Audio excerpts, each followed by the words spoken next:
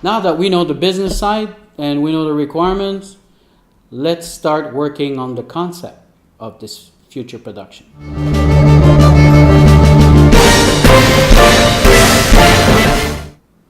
The concept, that's very important pieces.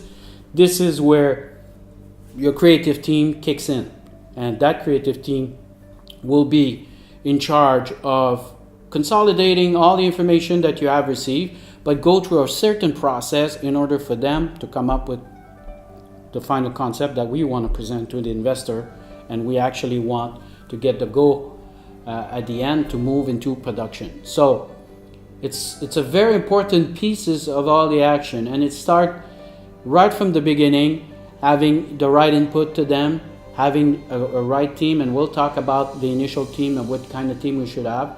But it is a key fundamental that we do the activities properly all along. So the activity we'll be doing in the concept phase will be first, putting the team together, an initial team. It's not going to be a big team, right? You don't want like a 50 people team.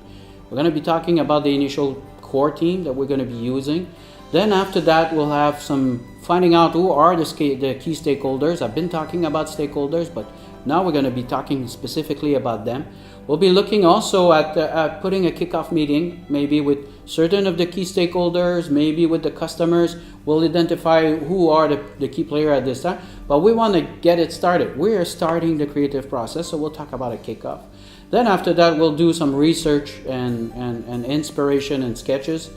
After that, we're going to move into another step where the story is going to be start to shape up, and also the character that goes with the story.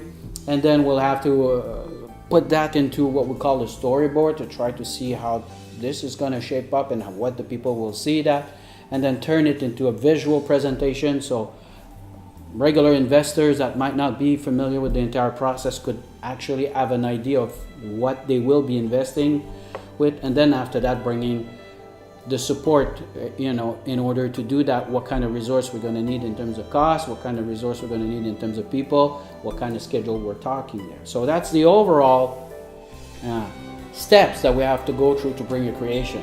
So what we're going to do now, we're going to go section by section and try to dig into a little bit more further in terms of the activities that we need to do in each one of these sections.